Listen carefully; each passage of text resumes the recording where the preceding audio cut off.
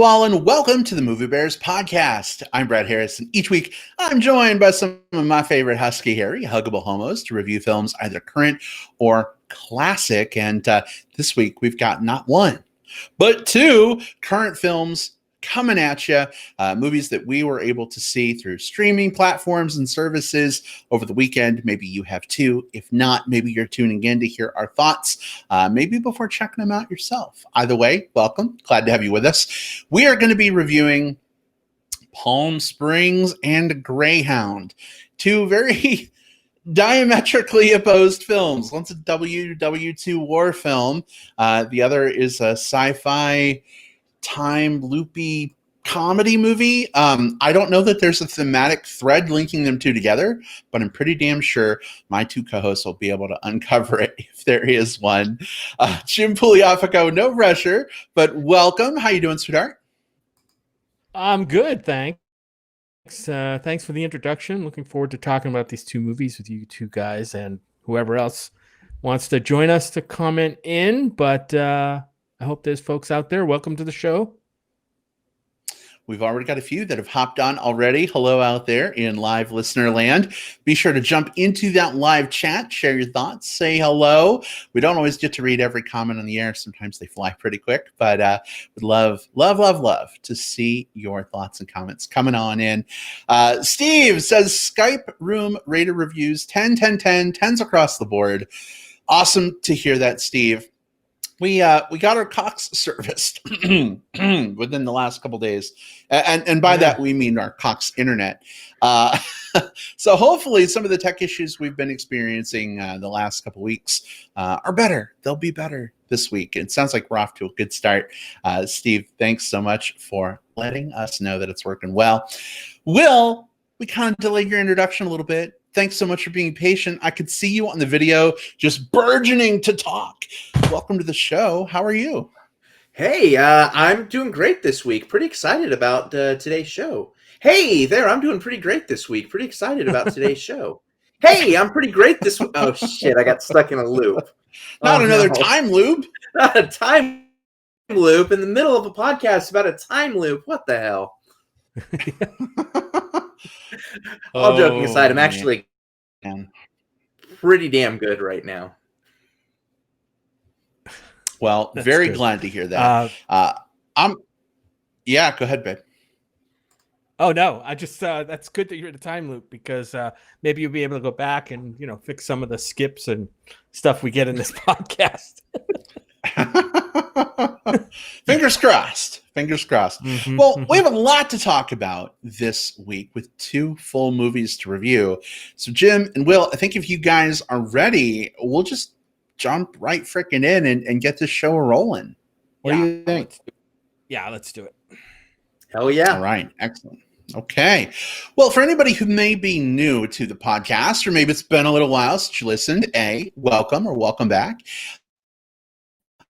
But B, let me just give you a little bit of information on our format. We're going to talk about both Palm Springs and Greyhound, completely spoiler-free, for probably 10 minutes or so each. And then we'll give you a fair warning both in the live chat and, of course, via audio before we take things to spoiler territory. So if you're curious about Palm Springs, for instance, but you don't want to have the plot ruined, that's completely okay. Hang out with us for 10 minutes. When you get that warning, maybe go do something else for 20 minutes, then come on back for Greyhound. Makes sense? Does that work for everybody? Hope so. But, guys, we're going to go ahead and kick things off with our discussion of Palm Springs. All right. So, Will, of course, spoiler free, if you could do us a favor, give us a little bit of a setup of this film and let us know your initial thoughts. I know you didn't get to see this in a theater, but how was your at-home viewing experience? Absolutely. All right. So, Palm Springs. This is a sci-fi romantic comedy. It sort of puts its fingers in a few different pies, I guess. Is a story about so it's at this Palm Springs wedding venue, like one of those like retreat type things, and there you have this sort of aloof, almost carefree slacker guy named Niles, played by Andy Samberg. And through the course of a very interesting night where he seems to be just on top of everything, he meets and romances a maid of honor who seems to have some issues of her own. Her name is Sarah. She's played by Kristen Milioti, who I first remember from How I Met Your Mother, towards the end of that show, but she's been in a few other things. Well, what ends up happening is the two find out that they are stuck in a time loop, a Groundhog Day-esque time loop, where they have to keep rinse repeating that day over and over and over again.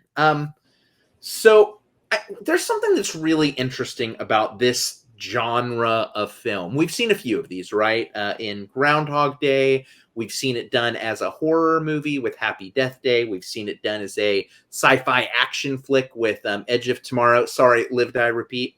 We've seen it. We've seen it done as a rom-com a couple of different times. What I think works so well about Palm Springs for me is it does something super simple, right? Like the one thing that it does to change up the formula is it just throws another person into that mix. But the act of throwing that additional person into the mix really opened up a lot of story potential for me that I think that some of those other films don't even get a chance to explore, because the other ones are all about one person who has to navigate this crisis. And now you have this story of, what do you do when you're stuck in the middle of forever with one other person? Which is incredibly timely, considering a lot of us are right now stuck in the middle of what feels like a forever moment in shelter in place with usually one other person, or maybe a couple others if you have your extended family with you. But so this is a very timely thing for now. But aside from that, aside from just the thematic elements working, I think this is just a fun movie. I think the comedy works. I think the romantic elements work. I think that the time loop elements, they don't go into a ton of detail on kind of like the what's and the whys and the hows of it. Yeah. There's some explanation, and we'll talk about that later. But ultimately, this is not a story that cares about that as much. This is really This is really a story that cares about what happens when you have to navigate this life of just nonstop monotony and repetition with another human being. Andy Samberg is Andy Samberg here, but I think that this plays to his strong suits. He is that sort of like lovable goofball a lot of times, and it works super, super well here. Kristen Milioti gets to be the sort of the brassy, tough as nails, but still vulnerable romantic lead. You have a couple of cool little cameos here. J.K. Simmons, Peter Gallagher, both in this, and we'll talk about what capacity, because that's not for now. No, I think this is fun. I think this is fun. In fact, when I was thinking about the year as a whole, there's been a lot of great movies that have come out this year. But I don't know that there have been a lot of great comedies that have come out this year. So this might be maybe the best, or at least towards the top of the list in terms of the comedy list. I've seen so many great dramas, some really great horror films, but it's been a bit of a comedy rut. So yeah, Palm Springs is a high recommend for me. You can find it on Hulu. So it's also super easy to track down, assuming you have a Hulu account or you have a friend who has a Hulu account and can share the password with you. So I recommend it. I had a lot of fun with it. Yeah, well, please note, any executives from Hulu who are watching, we are not necessarily condoning the sharing of passwords in a violation of terms of service, but if you maybe have a Hulu family plan that you're sharing, knock yourself out. Okay, boilerplate warning. Gone. Jim, what were we going to say? Yes.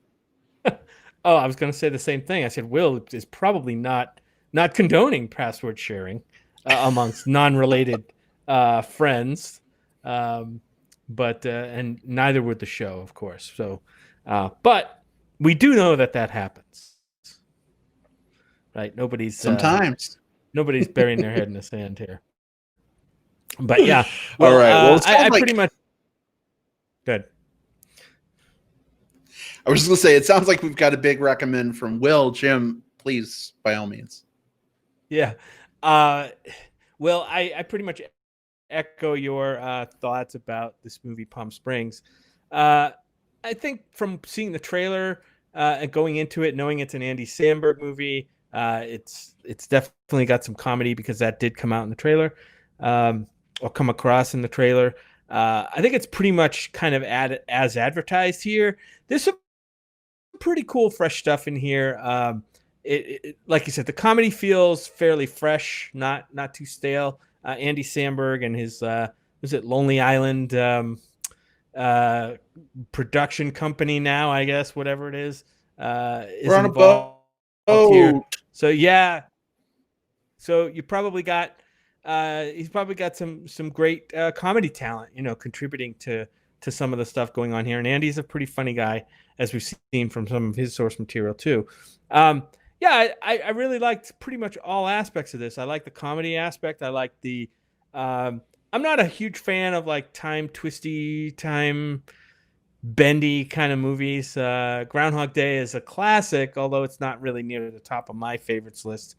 And that theme is kind of well worn by now, right? So we know that happens. And I'm glad the movie didn't get into too much of the, well, here's why it happened, and here's how, we can't figure out how to get out of this time loop, and here's how we're going to do it. It did a little bit of that, and my eyes kind of glazed over at that point when it tried to do that. We won't spoil any of that right now, but yeah, I loved the love story aspect of this. I thought was pretty fresh. A fresh take on that, and basically kind of how if you get stuck in the time loop, does life lose its meaning a little bit? And that kind of theme I thought really resonated really well in this movie for both the Andy Samberg character, and remind me what the female lead character's name was.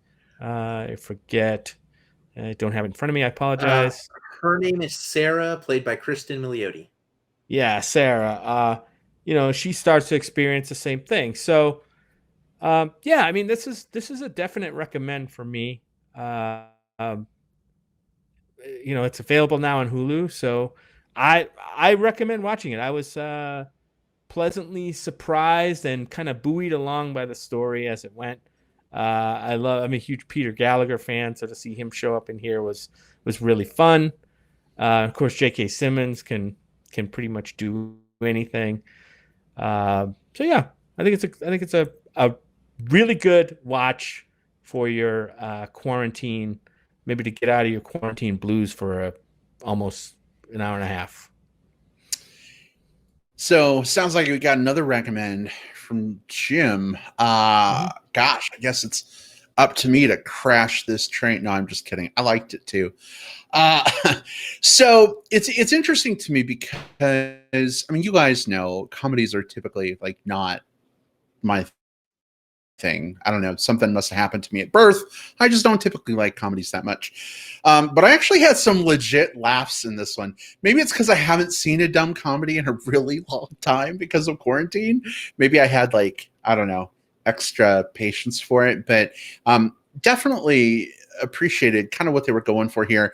The time loopy, timey-wimey mechanic. Will, you mentioned earlier, it's been done a lot by other movies within the last few years even, not to mention every TV show in existence pretty much in the last 10 years, if it has some kind of science element, has done a time loop episode.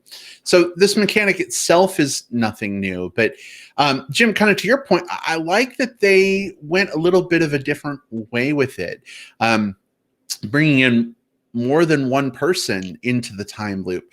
Happy Death Day 2 kind of did a little bit with that, and it did not work for me whatsoever. But here, it was actually really pleasant. I really appreciated sort of the dynamic between the two characters, some of the mysteries that came about and were potentially solved, ? We'll get to that in spoilers.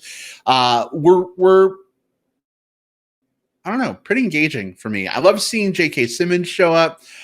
He was rocking that hot daddy bear beard. I was definitely down for it. One cast member we haven't mentioned yet, and Steve, I just saw your comment in the chat, was Tyler Hoechlin, who has played Superman in the last few seasons of Supergirl, and is in fact the lead in his own show alongside his co-star playing Lois. Superman and Lois is coming to the CW either this fall or this winter, depending on the COVID shooting schedule and if they get it ready in time. But it was so funny, like seeing this actor who has embodied one of my favorite characters ever, who stands for, you know, truth and justice, play a role here that was maybe, you know, not as much that. You know, I haven't really seen him in much else. I will totally admit it was fun to see him without his shirt on. I don't think that's too much of a spoiler. It's in the trailer. But yeah, we've got a good cast here. Peter Gallagher, I don't think we see in enough things, guys. I think we need to see more Peter Gallagher. I don't know how you feel about that. Maybe we can talk about that. But always a treat to see him show up. And then Chris Pang is Trevor, the wedding officiant, in his like cowboy hat and getup. Was kind of a fun romp for me. So I would say this is definitely a fun film to check out, especially if you already have a Hulu subscription and you're looking for something to watch. This movie is relatively short. It's not a 3-hour movie. It's not a 2.5-hour investment. It's just an easily digestible chunk of fun. I also heard that this wasn't shot in Palm Springs at all. It was shot in sort of the deserts around LA, and that makes complete sense to me. But you did get a little bit of that Palm Springs vibe, to the point that, like, I kind of regret that we didn't get to go to Palm Springs for Chub Fest this May. I miss Palm Springs. I can't wait for this quarantine to be over so we can go back and enjoy some sun and fun and friends. But yeah, this was definitely a solid, fun film. Hey, Brad, yeah, interesting. Have you had a chance to see Zoe's Extraordinary Playlist yet? I haven't. You mentioned Peter Gallagher. He is in that in just an absolute, like, emotion stealing role. Like, you know, he has so little and yet so much to do in that in such a great way. So when you mentioned we need more Peter Gallagher, I 100% agree. And I remember as I was watching Palm Springs, I kept thinking, like, between Zoe and between Palm Springs, I feel like I'm being, like, reintroduced to this actor who I know has done a bunch of things, but I just have a couple of things that are bringing me a lot of joy. So yeah, Peter Gallagher is the goods. I'll have to circle around to that one, definitely. Thanks to the rec. You guys remember, I think it was a couple of years ago at South by Southwest when we were interviewing filmmakers at the Egglif party, and there was a short, and I forget, I'm going to be pillared for this, but I forget the name of the short, where the filmmakers basically knew somebody who knew Peter Gallagher, and they asked him to come in and do the daddy role in their short. And he came in and did it and was pretty awesome in that film. Will, I don't know if anybody would remember, it would be Will. Not to put you on the spot, but I remember we did the interview. I could not remember the name of that. It's been literally hundreds of movies since we did that interview. He was a gay dad's boyfriend or something, right? He shows up at the end for dinner. And that might be a spoiler. I don't know, but I remember there was something. We can't even remember the name of the fucking movie. Yeah. Spoiler for a movie that we can't plug. The boyfriend. But goodness! Kudos to Peter Gallagher. Well, yeah. Well, guys, what do you say we open things up to spoilers? It's a comedy. There's not a lot we can talk about without spoiling the plot of this film. Are you both ready? Yeah, bring it on. All right, excellent. Well, spoilers for Palm Springs are officially fair game if you haven't seen Palm Springs yet and you value your innocence where the plot of that film is concerned. Feel free, step away 15, 20 minutes. Come on back for our Greyhound discussion. You're not going to want to miss that. Tom Hanks being Tom Hanks. How can you go wrong? But spoilers for Palm Springs start now. Where do you guys want to dig in?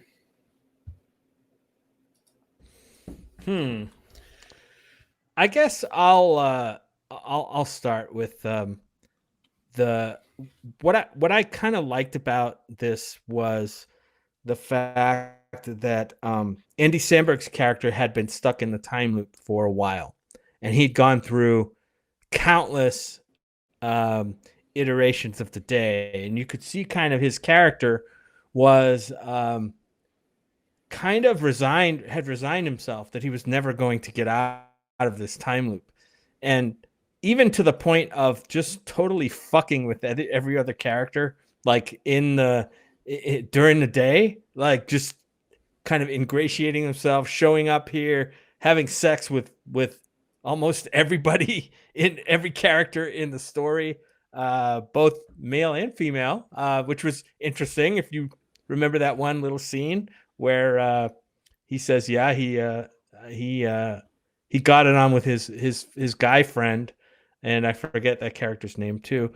But that was pretty interesting to see that kind of put into the movie.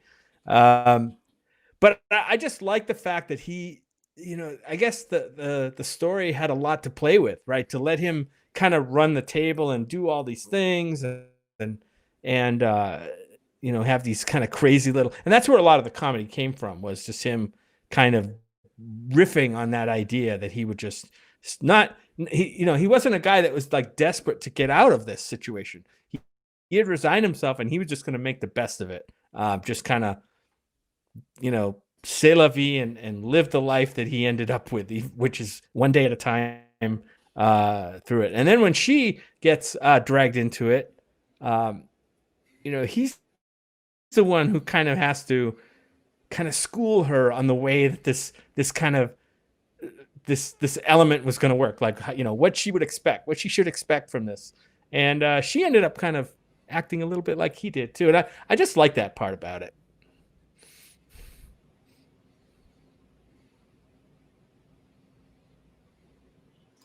Yeah, I have to agree, Jim. I think that there's something neat about the entry point of this film, and you just hit on it, right? The Andy Samberg has been in this time loop for a while at this point. He's been doing this. If you think about something like Groundhog Day or Happy Death Day or any of those different ones, it always starts with the main character. Oh, I don't know what's happening. How did I get stuck in this time loop? Yeah. Montage of them getting super good at something or mastering something because of the number of iterations, and then the end game, right?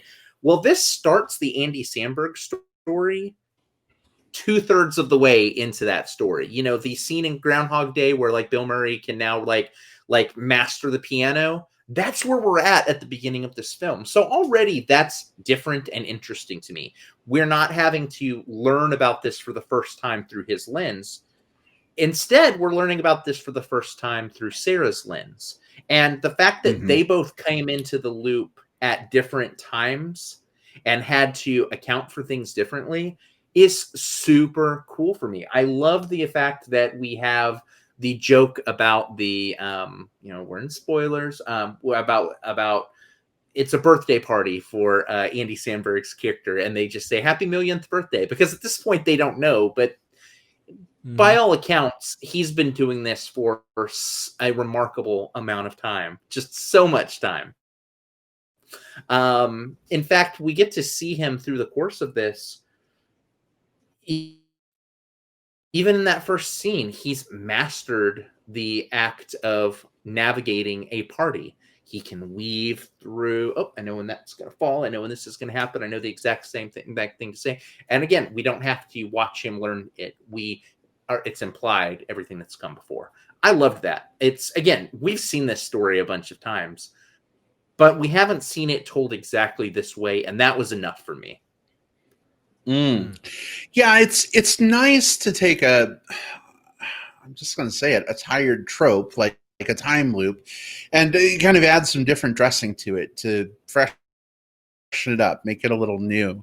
One of the other ways I really appreciated that this movie did that was, characters stuck in a time loop. What are they always trying to do? First and foremost, get out of the time loop. But the Andy Samberg character is, he reaches a point where, because of how he feels about his female compatriot, he doesn't want to get out of the time loop anymore. He wants to stay in that time loop forever with her, and just enjoy a wonderful life together, stuck like that. And of course, she's only just now getting into the time loop. She's still in her I can get out of this phase, and they're kind of at different emotional points too. But I thought it was really interesting to see that this character who seems to eschew love because he's in this horrible relationship where his fiance or girlfriend or whatever is like cheating on him, and I don't know. I thought it was kind of a neat wrinkle that we don't often see in these time loop films. Yeah, I agree. I like that wrinkle of it, and it made it feel fresh to me. Also, I see in chat that our friend Steve Bubba, I think this goes back to my last comment about the Andy Samberg, sex scene with his male friend. He says, you can't call yourself a gay podcast if you don't note, who's bottoming, I guess. I think that's what he's saying. Yeah. I think Andy Samberg was bottoming in that scene, if I'm not mistaken. Is that right? I think so. Yeah, I think so too. I think he made a comment about you don't know life until you've felt a man's penis in your butt or something at one point. Some ridiculous joke like that. Yeah, but which we've kind of all experienced at this point. But I'm trying to find out who the character was in there with him. Was his name? No, that's not the right character. Help me out, guys. Which character are you talking about? I wanted to see more about of the character. Are you talking about Jerry? That was in the pool with him. His friend. Yeah, his gay friend Jerry. The friend that topped him in that scene? Yeah.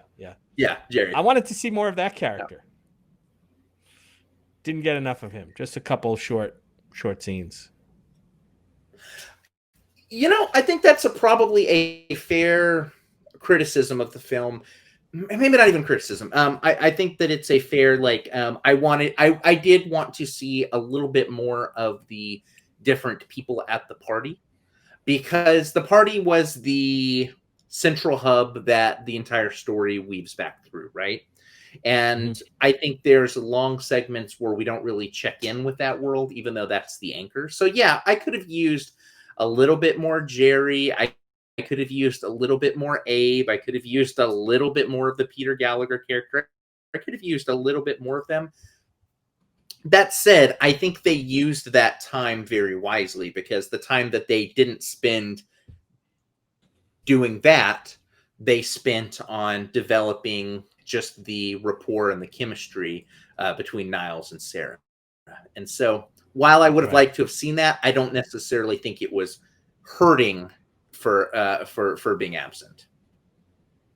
Yeah, we talked about some of the actors who showed up in this film that were a surprise to us, because I don't go reading IMDb before I watch movies usually, but I like the surprise of trying to say, oh my God, look who that is. Look who popped up in this movie. And one of them for me was June Squibb. I always like to see when she shows up in film. She was in Nebraska. She was in a movie a long time ago with Kevin Kline, I think, In and Out, if you remember that one.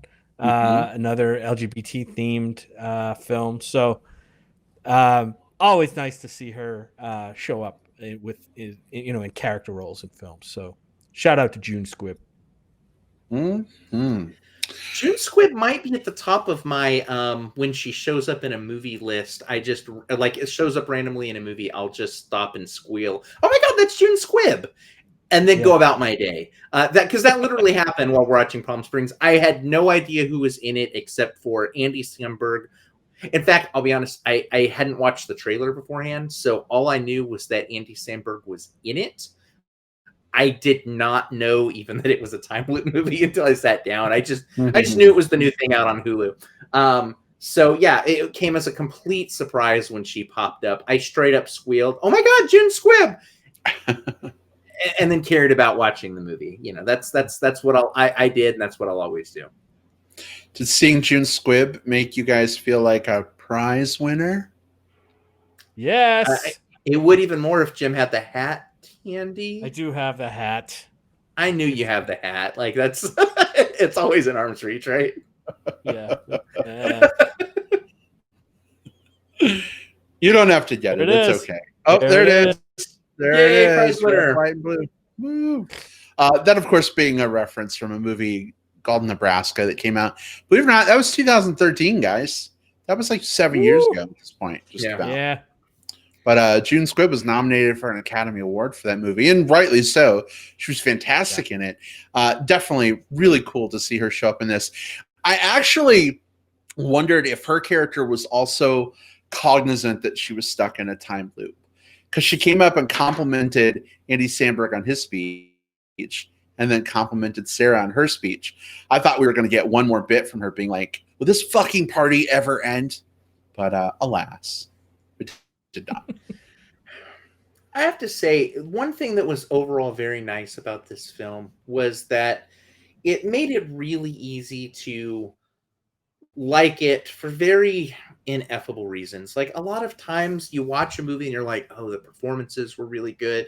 I was really moved by the score. There was some really great camera work. And I don't think any of those things necessarily like stood out in a overtly positive way, but none of them stood out in like an overtly negative way. This was well enough acted with a good enough score. The direction was fine.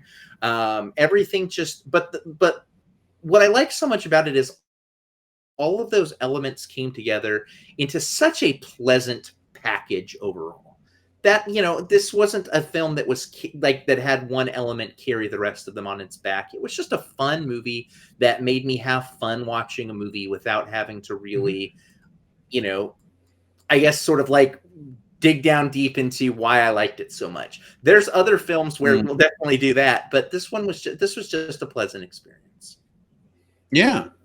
I kind of love too. I think one of the things that made this more of a pleasant experience compared to like Happy Death Day 2, mild spoilers, I guess, for Happy Death Day 2. But in the second movie, they go so far out of their way to try and explain why a time loop is happening. I guess that's a very light spoiler. It actually gets irritating because it's like, we don't need the sci-fi like gobbledygook, you know, techno babble.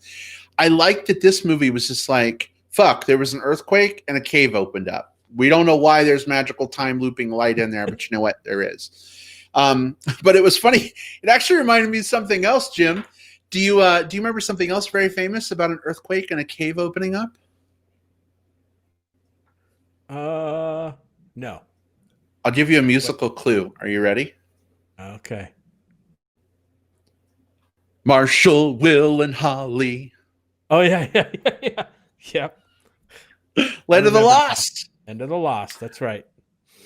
Yep. Except they go back in time. They don't get caught in a time loop. But yeah. So. And there are dinosaurs in both shows.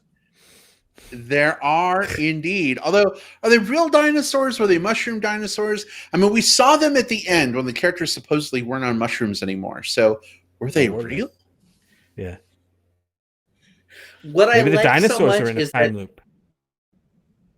Well, it just got maybe the dinosaurs were in a time loop because they fell into the cave once upon a time before. You know what the great thing was is it kind of doesn't matter. You know, like Brad, absolutely to your point. This film said, okay, they're going to want to know why the time loop happened. It happened because of that cave. Okay, but what really happened? No, we already explained it. It's because of the cave. Let's move on with the story. We got all the answers that we needed about it. And then when we had our resolution, the resolution was, cool, let's do an explosion in the cave. Cool, let's like the amount of time spent on the science of it was moments. There was time spent around the character learning the science of it, but that was not really for the science for the audience's sake. That was for the character doing something pretty intense, spending probably decades upon decades repeating this one day over and over because she was so driven to get out of this experience. So it was very much a character motivated moment, more so than a we have to explain it to the audience moment. That was enough, and honestly more than enough for me. Yeah. I think with these time loop movies, my brain goes to trying to figure it out, and because I have an engineering kind of figure it out brain. So like every interaction they're having, every time they have that interaction, I'm like, wait a minute, why is this happening? Like, could this really, like, if this was really a time loop, would, you know, and I think that actually gets in the way of me sometimes just enjoying, you know, the premise for what it is. And I start trying to think, you know, kind of like outthink the movie. And that's a bad trait that I have. And I wish I could stop doing that because it takes away from the enjoyment of the movie if I'm trying to figure out this stupid time loop, because they ultimately never fucking make sense. You know what I mean? They ultimately they don't. We have these weird things that are set up like alternate universes and blah blah blah blah blah blah blah blah blah. And in the end, it's just a bunch of other horse shit that like doesn't make sense to me. So I just need to kind of chill out, sit back, and just this one you could, because there was a love story element, there was a comedy element. You know, there were little like madcap adventures going on within there with the J.K. Simmons character, and you're trying to figure out what he's doing. So ultimately, there are three, right? At least three people that are caught in this time loop. Just three, right? That we know of. There could be more, unless the goat was. I don't remember if the goat was or wasn't in the time loop. Well, the goat. See, this is my brain again, thinking like, why the goat? They resolved with the goat because she put the goat through with the explosion first and forced it out of the time loop. That's how she knew that she could do that for herself, and it would either kill her or it would move her to the next day. But either way, it would pull her out of the loop. So the goat was the goat was probably the most like let's explain it moment of the movie. Yeah. Yeah, exactly. I mean, that's where my eyes glaze over, and I just the goat was let's get to the goat was literally carried through to the end. Now, I have a question for you guys, because this is a question that I have when I watch these movies. Is this appealing at all to you? Like the idea of if you got stuck in a time loop and had an infinite amount of time to master whatever it is that you want to master, would you want that? Or would the idea of I'm stuck in this infinite loop and everyone else is sort of like I'm unable to build anything new with people, does that detract from it? Is this something you would want? I think that'd be super lonely. Yeah, I think at first there would be this sense of panic, and you saw that in the movie, right? At first, there's this huge sense of panic because she's trying to kill herself, right? Thinking it's going to bust her out of this time loop, and he's telling her, "Look, I've tried it all. Like you can kill yourself every single way there is, and it's not going to get you out of here." And that was pretty harrowing, right? That's got to be a harrowing time at the beginning where it's like kind of the animal in a cage, like banging itself against the edge of the cage, like trying to get out. And that's kind of what it was like for these characters. But after a time, the question is whether you'd settle into kind of a happy place. Well, I don't know. Was it happy? I don't know. Pseudo happy place. Kind of enjoying the situation you're in and just making the best of it. I think there's a line between making the best of a situation and, you know, making the situation the best. Yeah, I'm with you guys. I think you guys threaded that needle very well.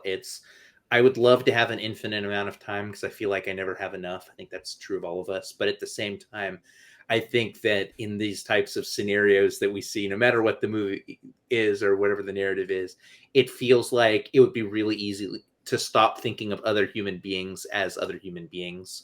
They're just another piece of set dressing that gets repeated each day. So absolutely, Brad, I think you would start to feel lonely very quick. Yeah. Plus, you'd never have new movies coming out ever again. Oh, they're like, clear that Netflix queue. Yeah. That's certainly true. Oh, goodness. All right. Well, guys, we have a whole nother movie to talk about. How are we feeling about switching gears from Palm Springs to open ocean World War II drama? Do it. Yeah. Jim, can you please say that like Captain Janeway? Do it. All right. We're going to go ahead and talk about Greyhound, starring Tom Hanks. And this movie is, of course, very different than Palm Springs. It is not a comedy.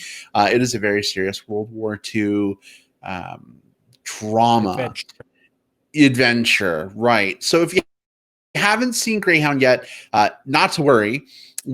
We are going to talk about it for about 10 minutes or so, spoiler free. Then we'll give you a fair warning before we get into spoiler territory. So feel free to hang out with us and step away as needed. But that said, here we go. Our discussion of Greyhound.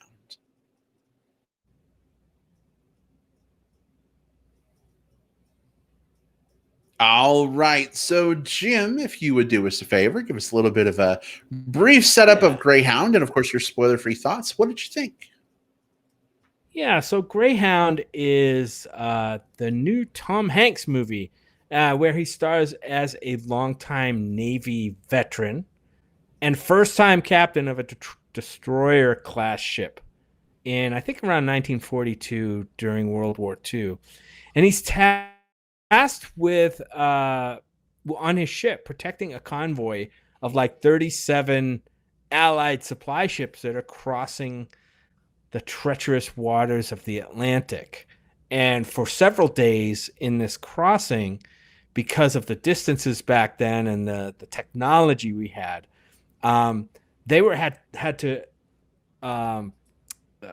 escort this convoy of ships through an area of the ocean known as the Black Pit, where there's no available support, basically. There's no air cover, as it's called in the movie.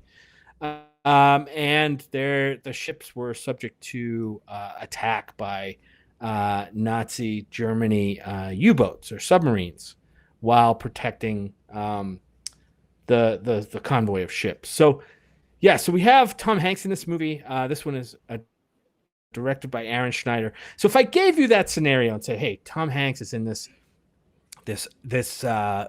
war movie, action adventure about this heroic captain, how long would you think that movie would be? 4 hours. At least 2.5, bare minimum. Yeah, and that's what I thought going into. I'm like, oh, we're gonna settle into this thing, and it's gonna be, like a fucking epic, movie. Nope, this movie is barely 90 minutes long, which was a huge surprise when we watched it. Yeah, it was crazy, right? As far as the movie goes, I mean, for what it is, I think it's kind of a no frills, like straight ahead action adventure movie. Tom Hanks wrote the screenplay for this, by the way, adapting a book called The Good Shepherd by C.S. Forster, and about this. Now the war obviously happened, but the actual names and the characters here are fictional, but they're inspired by real life events. Ships did have to cross the ocean. They did call it the Black Pit. There were attacks by U-boats, and captains had to make their way across, and some of them probably did heroic things. So you get in this movie exactly what's advertised, stripped down, which I appreciated. It's almost like if you've ever heard of like a bottle episode kind of a movie or TV show where everything kind of happens is in this one enclosed space. Basically, this movie takes place on this destroyer for pretty much 100%, pretty near 100% of the movie. And I appreciated it for what it was. I don't know what the audience for this movie is these days. People like, our dads would probably love this movie, but I actually like this movie quite a bit. I would say it's worth. I mean, if you've got 90 minutes to watch, I think it's worth seeing. Tom Hanks is exceptional as always. I mean, he could probably do this role in his sleep, right? I mean, you got Saving Private Ryan under his belt. Other he just played the captain of the downed airliner in on the Hudson River. I forget what the name of that movie was. Sully, where it's basically the same. He's basically playing the same character over and over and over, but he's damn good at it, and so that's what he does. Would I like to see Tom Hanks do, break out and do something like really different? Absolutely, but that's not what we get here. You get what you pay for. It's well done. I don't think there's much to pick apart in this movie because it's just straight ahead exactly what you're going to get. So I appreciate it for what it was. I think it's worth watching if this type of movie is up your alley. If not, obviously you're not going to watch it. But if I don't think it's on the level of something like Hunt for Red October, for instance. I don't think it has that level of tension. Let's say it does have tension, but I don't think it's ratcheted up quite that high. But I think it's kind of a Hunt for Red October light. And so that's why I'll go for and say that I think it's worth watching. All right. Well, we've got a recommend from Jim. Will, how about for you? Would you agree or disagree? Would I agree or would I disagree? Both and neither. This movie, I think at the end of the year, if I were to rank every single movie that I watched, there is very likely going to be a Greyhound line where every movie above it is a movie I like, every movie below it is a movie I don't like, and Greyhound straddles that exact middle thing. It feels almost a little too slight of a movie in that it feels like a slight movie in that I've seen Tom Hanks do exactly this type of movie better so many times that it really does feel like a bit of a sleepwalking version of something that I've already seen. The brisk time meant that I didn't really get a chance to connect with any of the non-Tom Hanks characters, which I don't think we were necessarily supposed to, but there were a couple of moments where we're supposed to care about a background or a supporting character, and I think there was so little time spent with them that it just didn't click for me.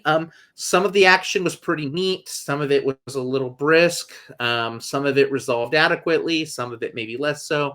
Tom Hanks acted his ass off, but that's Tom Hanks, and that's fine. Like he's always good in things. I just didn't feel like there was anything original or fresh or whatever here. This is 100%, and people in chat are saying this is 100% a dad movie. And the reason why this is probably the best version of a dad movie is that it is so short. So when you're sitting there with your dad or your grandfather or whomever, and you're putting on a movie that they'll watch, this is a great one to pick because it will get in and will get out super quick, and then you can get on to something else. I don't know. This movie just wasn't for me. It's fine. Yeah. You'll have a fine enough time.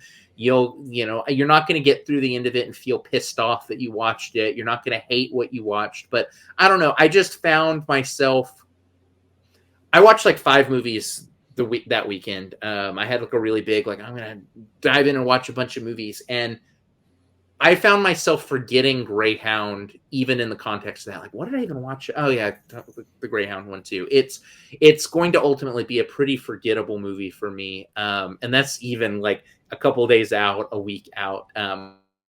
When we're talking in December about our year lists, someone might bring this movie up, and I'm going to have to Google it to figure out what the fuck it even is. So I don't know, not for me. Well, but I know the problem.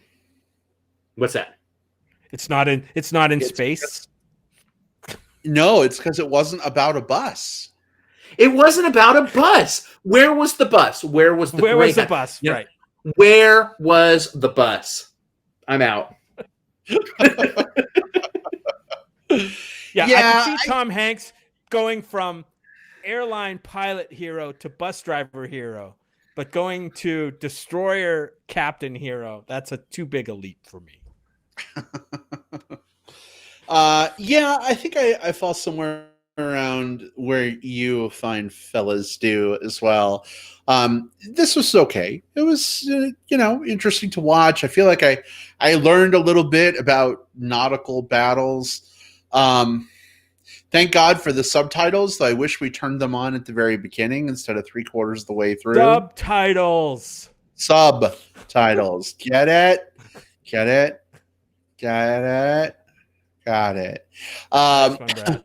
But you know, visually it was really cool. Some great sound editing going on here.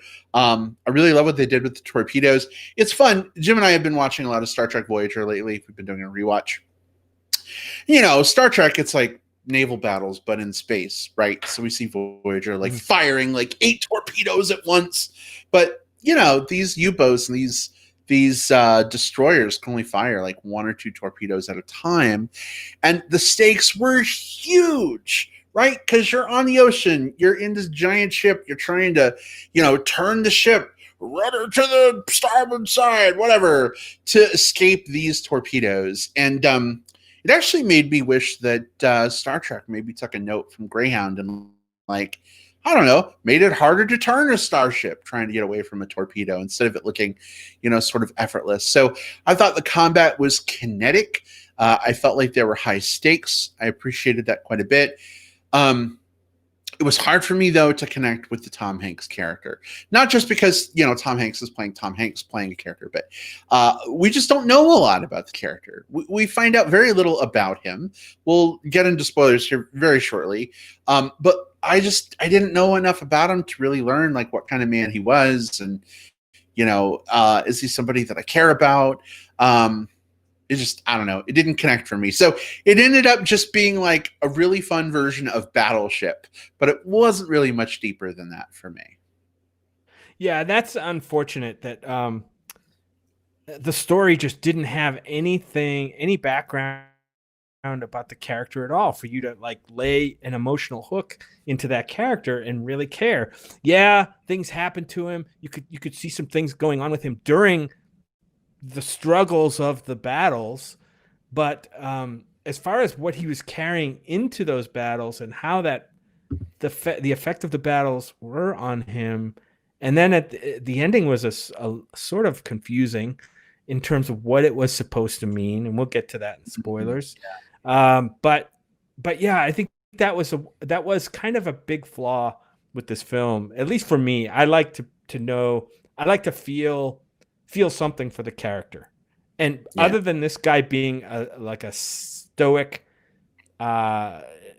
stoic hero, and care deeply about the job that he had, you just don't know enough about him, I don't think. Yeah. Hey, Adrian Charlie from Adrian's here. Yeah, the Crow Show says, I enjoyed the experience and the score kept the tension super high. Should have been better, though. Adrian, yeah, great point. The music was really, really well done here. Helped to drive a lot of that tension, a lot of that, like, edge of your seat, like, what's going to happen. But I think if it's not lock in step with, like, interesting things being done by interesting people, it has a harder job to do, and it falters a little bit as a result. This feels like a really good counterpoint in a lot of ways to Palm Springs, because when I think about Greyhound, I think, okay, where do I dock points?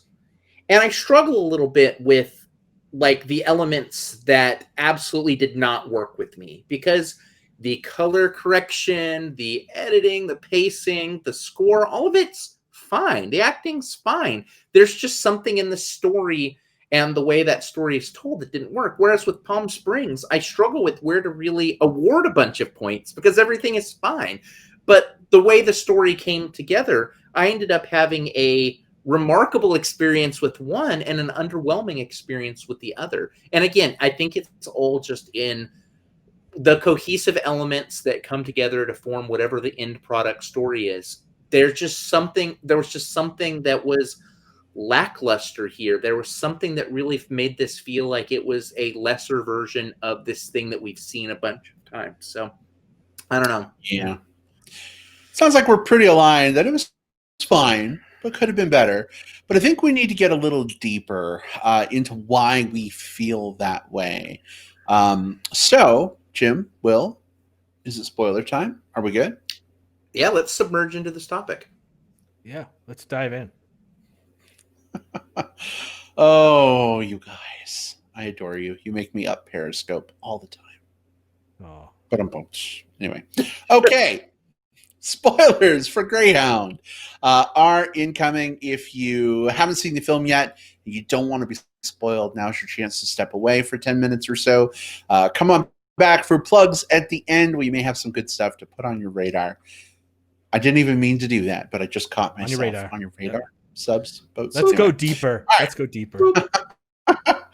Spoilers are happening. It's real. Guys, I want to kick this one off by pointing out that Tom Hanks changed clothes more fucking times than he did as Mr. Rogers in this movie. Yeah, that was weird. Yeah. Every 5 seconds, he's like, hey, go get my sweater. Hey, go get my coat. Hey, go get my slippers. And then we get a little scene of him like putting them on. I kept expecting Trolley and the mailman to come by. Yeah, that was kind of weird, right? Ensign, go get my lace-up bodice. Like, or I guess Ensign, Seaman, whatever he is, whatever the rank is. There is a bunch of those scenes, and I think that those are meant to sort of serve as a not a humanizing element. That's not what that is. The scene at the beginning was for that. Just sort of as a bit of a tension reliever, like just sort of showing just him buckling down for the next thing, whatever. I don't know that it necessarily read super well for me. The part that read a little bit better, there's a scene where the cook aboard the ship, I forget his rank, docksman, whatever it was. He was responsible for I forget what the name of the position on the boat is. His name was Cleveland. Messmate. I don't know. Messmate. Yeah, that's right. Yeah. So he throughout the course of the first part of the film would come in and there would be a plate of food sitting for the Tom Hanks character, and inevitably he wouldn't get a chance to eat it because the next thing would happen. And there was like a little bit of a humanizing element between them, like a friendship. There was like a friendship between them over this. I want you to make sure you have this meal. I care about you as a member of my crew. Thank you for doing this. And then when he ends up being killed, it becomes sort of the hard part for Tom Hanks, because he lost a few crewmen, but the worst part was he lost the crewman he really liked. I think that sort of worked. Again, I think that it would have hit me a little harder if we had spent just a little bit more time with it, or I don't know, there's something they could have done with it. I don't know if it's like spend like extra minutes on it, or like spend a couple of extra shots within it, or give them an extra piece of dialogue. But when it happened, I fully realized, I'm supposed to feel the emotional loss here, but it just didn't. I didn't have enough time to register. Everything else was moving so quickly that it just sort of happened. It felt like it wanted to, but then something weird happened, and I turned to Brad and I'm like, did I just miss something? Like, did he forget the guy's name or call him by a different name at some point? Like after he was killed? Well, he called somebody else by his name. Is that what he did? Yeah. He had a replacement that came on, like basically the next messmate came in and took over, and he says, thanks, Cleveland, and then catches himself realizing that he called the new guy by the old guy's name. Which was a very weird catch, right? I guess. I don't know. For me, it felt a little strange. Like, I don't know what their film was trying to say in that point. Was it trying to say that his attachment to Cleveland was so strong that the next guy who brought him food was going to be Cleveland? Is that all it was saying? And probably that he didn't have time to process it either. Like, because everything's happening so quickly for him that, he's just, okay, on to the next thing. Okay, Cleveland, come over here. Fuck. Which I get. I have multiple dogs, and I've, we would have a lot of stretches after our dog died at the end of last year, like that we had probably a good month of where we would just be calling the dogs down, and we would just call the other dog. We would call Raina down too, Yeah. because it just became muscle memory. So I get that. I think that my problem with it was less what they were trying to do and more just they just sort of plunked that down, and then that was it for that. Like it just it was a good moment that needed time to breathe. And there was nothing for it to play against in terms of his character, in Yeah. terms of how that was playing with him. Mhm. And maybe now that I think of it, I wonder if that was before he found out that Cleveland was killed in the attack. Oh, it was after. It was Exactly. after. Sure, Yeah. sure, because Yeah, that would have yes. played stronger. Where if he hadn't realized that guy was killed and he saw the guy coming in and just assumed it was Cleveland, before he knew he was dead, and maybe that was the moment when he realized he was dead. That could have played better. I actually thought it was. I thought it was stronger that the replacement brought food up to the bridge and try and continue Cleveland's mission of making sure that he eats. You know what I mean? Like I saw it as a succession there. But I mean, mileage varies. Nautical miles vary.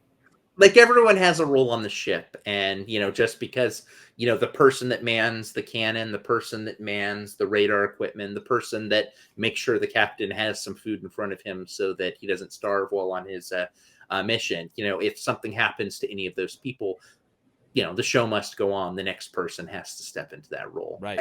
I'm Brad, but very literally that logic's making me come around a little bit on that. I still think it needed a little more time. Like it was a nice meal that maybe needed a little bit more time to cook, but I do definitely think that there's something to what you're saying. Yeah. Well, what do you guys think about there's a beginning scene where he's meeting up with his girlfriend, fiance. It's not Irrelevant. Quite remember. Right. It's like they set this thing up, and then I think he asks her to go on a trip with him or meet him somewhere, and she basically refuses, right?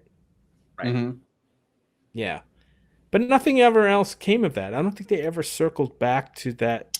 We flashed back to it once mid-movie, but I mean, it was a big fat nothing burger for me. Like, I like Elizabeth Shue, but like, what the fuck was the point of even having her in the movie? Yeah, that did fall flat, and also the ending did not circle back to her. But there was a moment at the end, near the end, where the other crew members of other ships in the convoy kind of saluted, him and his efforts. It just rang a little hollow to me, the way it was. Like, it felt very rote. Like, oh yeah, they're all happy for the captain that like guided them through these waters, and it just didn't. I don't know. I just didn't feel much, I guess, at that particular time. Yeah, not what I think I was supposed to. Emotional payoff is, it's a contract between the audience and the filmmakers. If I've done my job as a storyteller, as a member of, as the person doing the score, as the actor, as any of the different people that worked on a film, and all of them in unison, if I've done my job, then the trade-off is at the end, you're going to really feel this emotional, like, gut punch I'm giving you, or you're going to feel that swell of pride, or, that burst of pain, or whatever it is. And when that contract is fulfilled, either poorly or without full sincerity, we as the audience just don't get to feel that at the end. And I think that's what I got here. And I don't know why it was. I keep wanting to like come down on it harder, and because I think it is frustrating when something is so close to being good and quite and isn't. I keep wanting to say, look, this movie feels like an insincere facsimile of like a better war movie, but at the same time, I don't think anyone here was phoning in their work. I think there are some legitimately solid elements. It just something fell apart in the final execution. Yeah. I will mention before I know we have to probably go here soon, but I will mention one scene that I thought was effective for me, and that was the burial at sea part.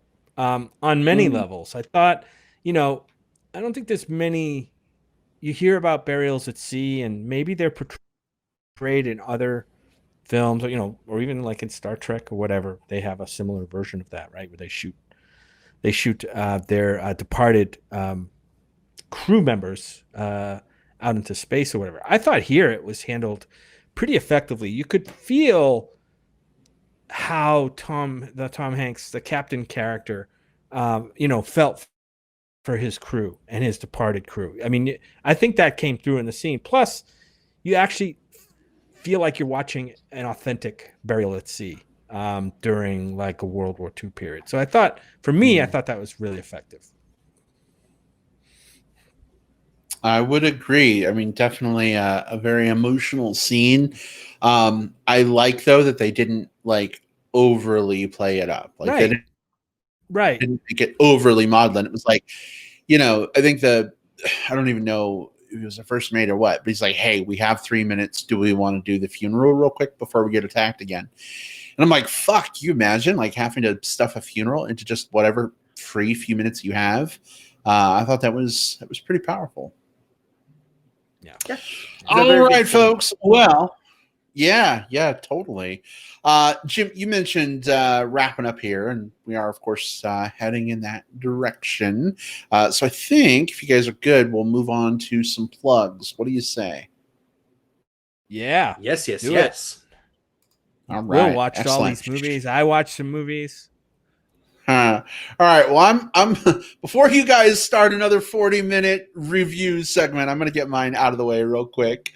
I just wanted to give a plug to the 1960s Batman show.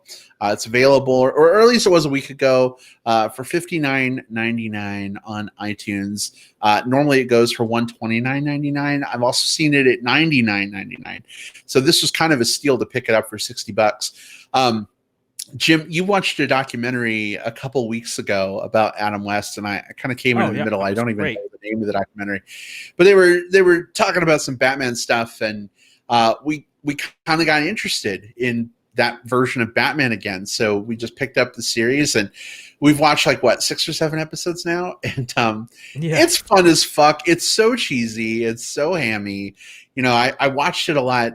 As a kid, we had the Batman movie, and I loved that, but it's been great just kind of going back watching these old Adam West, Burt Ward episodes. I think my favorite thing is watching them scale buildings when it's actually the camera turned on the side, and they're just like holding onto some fishing line, like walking, but because it's on its side it looks like they're climbing, although the physics totally don't work. It's definitely fun, and especially right now with quarantine, and God, anytime you look at social media or put on the news, everything is just so fucking depressing. So put on your bat cape, grab your closest old chum, and maybe watch some 1960s Batman to cheer you up when you need it. Yeah, I mean, and I know you mentioned it briefly, Brad, but this is a restored version of the show, and the restoration looks fucking amazing. I mean, everything's much sharper than I've ever seen it. The colors pop. It sounds great. Definitely worth, if you're a superhero comic fan, this is a series I think is worth buying, and it's a blast to watch them with you, babe. To go back and watch them with you again. Some of those early ones, and I'm not going to plug the Adam West doc. You mentioned it. It's called Starring Adam West. It's definitely worth watching. He was quite an interesting man. He's. I think there's a lot of stories floating around about him, but I think his humanity comes through, and was a really down to earth guy. We lost him several years ago, but that's another one that's worth catching up with. Agreed. All right. Well, Jim, I know that was not your official plug. What is your official plug? My official plug is a documentary that I was led to by friends on Facebook. I kept seeing certain friends on Facebook talking about this documentary that they caught. I think it might have been on Netflix. I'm not sure. I'll look it up.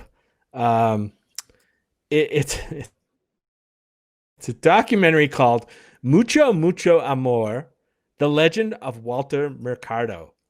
And this was one I just kind of like, okay, several friends have talked about this and said, oh, this is a really good documentary, learning about this guy named Walter Mercado. And I had never heard of this guy before, I guess. So Walter Mercado is, I guess, an iconic gender non-conforming astrologer. This is what IMDb says. This is not me.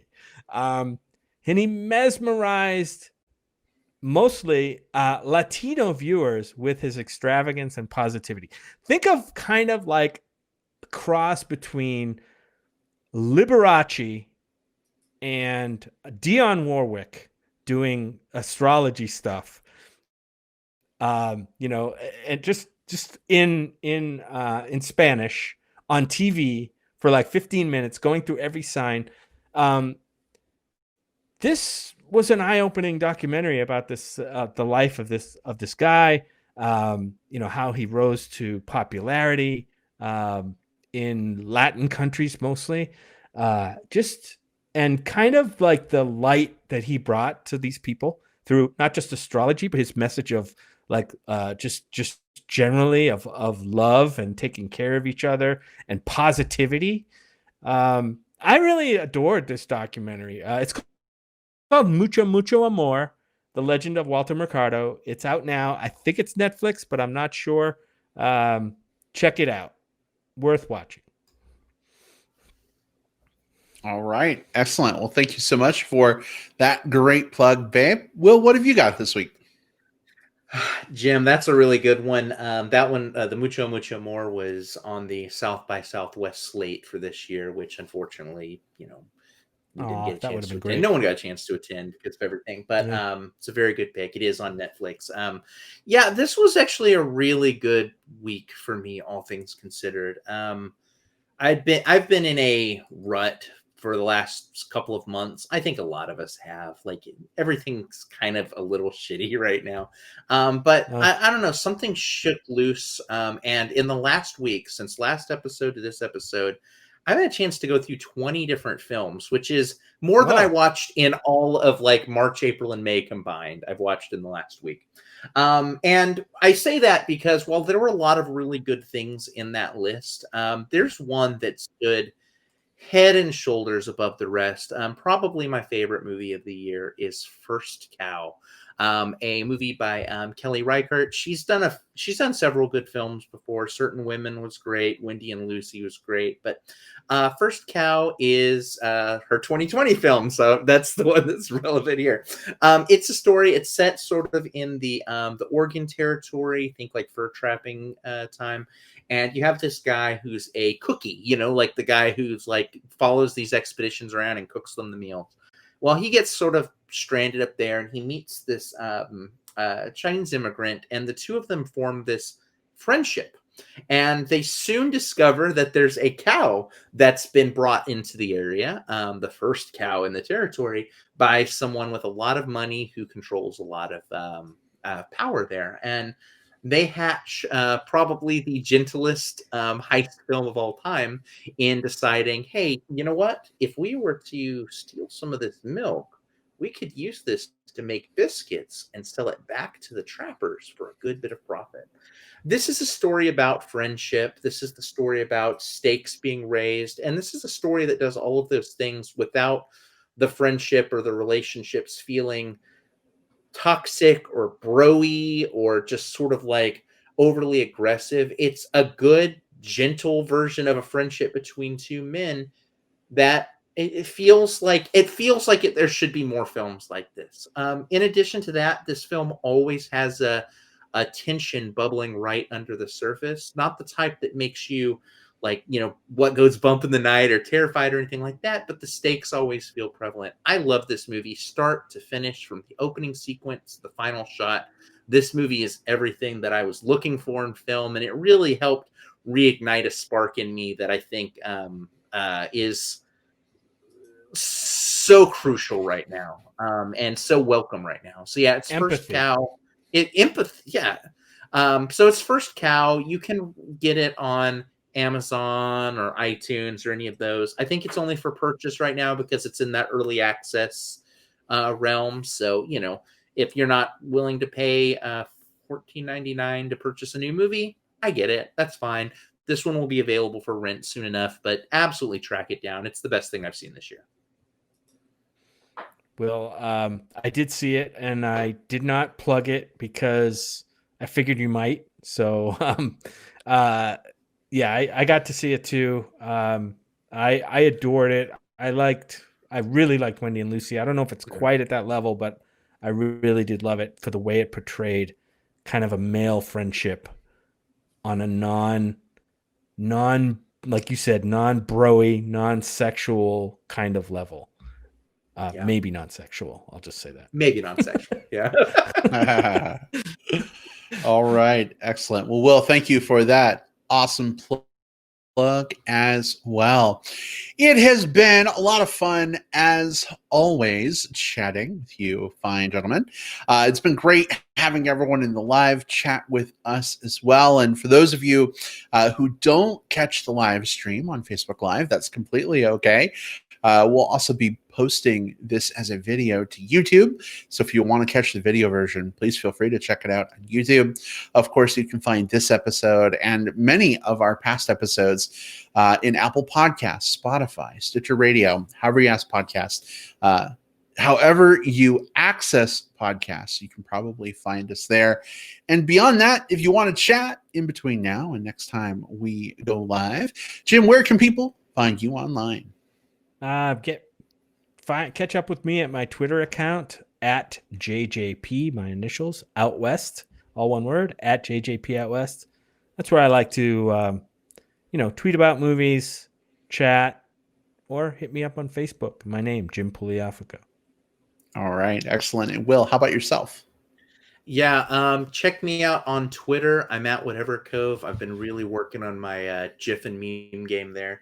If you want to find out how I feel about whatever the political moment the moment is, check me out on Facebook.